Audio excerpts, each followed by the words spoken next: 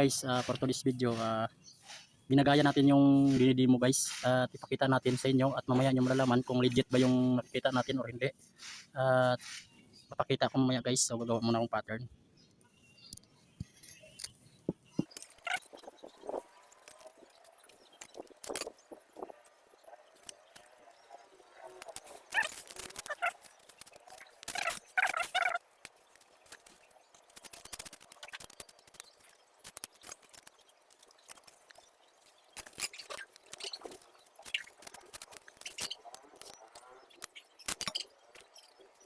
Guys, sigawa tayo ng pattern, ayan. Tapos natin yung sukat, ayan guys. Ayan guys, pakita natin. Ayan, 4.5. Tapos kinuha natin yung sentro. Ayan. Tapos nilagay natin dito guys, ayan. Sinapin natin. Tapos ganito. Tapos ito na yung isa. So, gawa tayo ng ganito guys para pag ganito yung tubo. Tapos ito yung sasalo dito guys, yung ganun. Yan. So ayan guys yung gawa ng ginaya natin at mamaya ipapakita natin kung legit. So ito na guys, at gugupitin na natin. Itong bari ito lang yung kukunin natin. Ang gitna. Yan.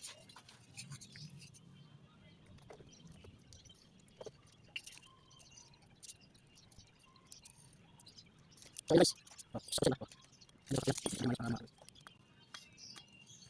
so ayan guys, dito na natin makita kung legit talaga yung ating napapanood or hindi. Ito guys, natuklasan ko lang ito guys nung ginawa ko na hindi pala lahat ng ating nakikitang ay legit. Ayan guys, so pag titingnan mo siya guys, legit na legit naman talaga. Ayun, kasi pasok na pasok at kinuha rin yung mga sukat-sukat dito guys. Pati dito guys, diba, pasok nga. Pero ito guys yung isang nakikita ko dito guys, ito yung nabutasan ko dito guys. Siyempre yung kinuha nating mga bilog. Ayan guys, pakita natin. Siguro guys yung tama lang talaga dito yung legit, yung makukuha natin yung sentro ng tubo. Ayan guys, kasi itubuhit natin, saka itong dugtungan niya, ibig sabihin sentro na yan guys, hati-hati. So siguro yun yung sakto talaga dun sa ating nakita. Ayan guys. Pero ito guys, yan, tingnan mo tingnan natin guys, hindi siya papasok guys. Ayan guys, ayan guys. At subukan din natin tabasin yung tubo guys, i-pattern natin to para maniwala kayo guys na hindi legit to guys. Ayan guys, ito yung ginawa nating pattern. Kasi pag sa papel, pag inalagay talaga natin to, papasok talaga to at malambot yung papel. Pero ito guys, pinattern natin. Walang halong to guys, pambaraya at paninira guys. Pinakita lang natin na talagang yan guys. Ayan guys, may guhit yan guys. Ayan, kaya hindi tayo pwedeng dito. So tabasin ko muna guys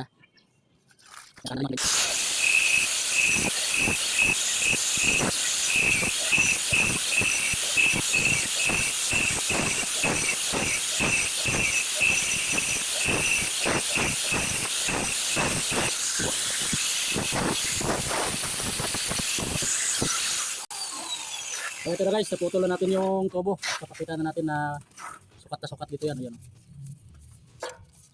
Ayan guys, ang sukat lang yan wala tayong binawas, wala tayong binagdag. Ayan. Ayan nyo guys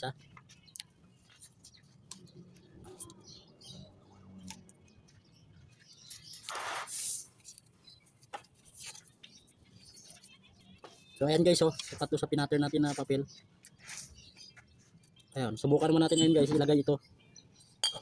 Kita natin yung diferensya dito guys. Ayan guys,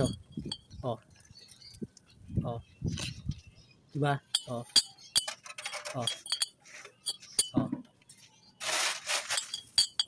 Pero pagkainan natin ito guys pattern, pasok yan. Ito yung kaplat. Kaya ito guys, yung pattern natin ito, kahit pasok ito kasi nababawasan pag binilog siya guys. Ayan ayan diba? Pag binilog mo siya, ibig sabihin nakukompress yung pattern. Pag nilagay natin dito, lumilit yung butas. Kaya Okay to, pero okay to itong sentro na guys, pero madapat talaga ganyan. I-actual na lang natin yung tubo na ganituhin natin guys. Yan. So yun na guys, sana ay nakapagbigay naman ng idea kung paano obserbahan yung mga ating napapanood at bago natin gayahin kung paano natin gawa ng paraan para tumama. So, thank you for watching.